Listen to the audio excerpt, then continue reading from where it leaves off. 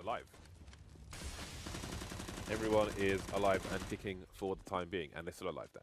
Problem though is that it's going to take so much time for the CTs, even if they get kills like they are now, to just work their way down towards the bomb. They're still so far away from getting towards the bomb. And we'll get Ali making a sprint there. He's been tagged down very, very low. And to be honest, the damage has been pretty awesome from FaZe, but the thing is that they're down 15-1. So they need the round win, every single round win, and they're not going to get it. It's going to be the round for Astralis, 16-1. Damn. AWP, instead of sacrificing an AK to pick up an AWP that was on the floor, puts them in a much better spot. And, well, this round is almost over already, but not quite. We've got Glaive and Kiabi fighting for it. They've both still got most of their health. There's two fast kills to bring things back. Carrigan's made his way into T-spawn. I think he's got an angle on the bomb as well. So Glaive is never checking this position. And this is pretty much GG. Boom.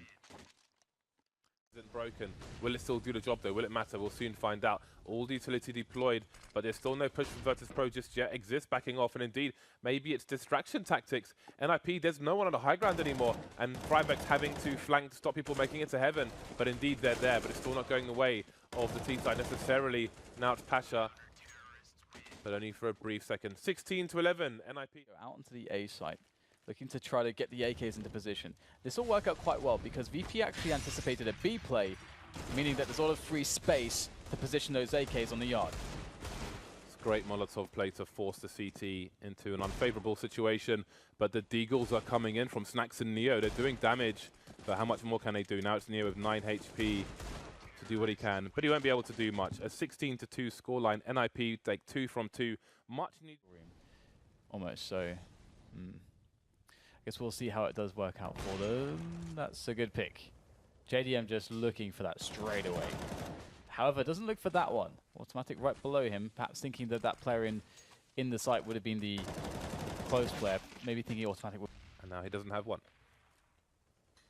Nothing towards the shop. He's got his teammate behind him, but the Skadoodle has been taken out on the rotation.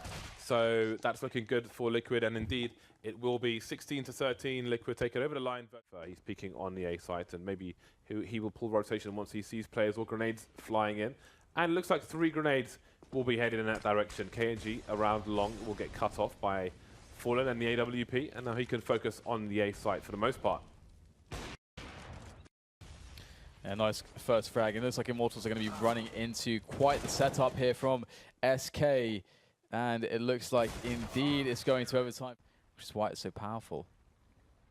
And I say that Lucas gets an angle, and that's a nice frag from him. Oh, the tapping continues, and the odds even up as Cold arrives onto the scene.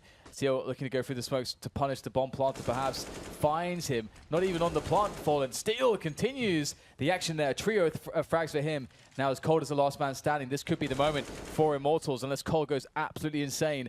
Taking one frag, looking to find a next one on the tap down. 40 seconds with that Mag 7. Still actually playing towards the A side, but he's playing the double doors. He might get a pick, actually. Indeed, there it is. KNG tried to walk through, but you can't walk through with a Mag 7. Great position for Phelps. This looks very bad right now for Immortals. No ground gains, no frags, pad, only problems. Problems, and more problems. Henny looking for the peak here. It's going to require some tier 1 Henny business.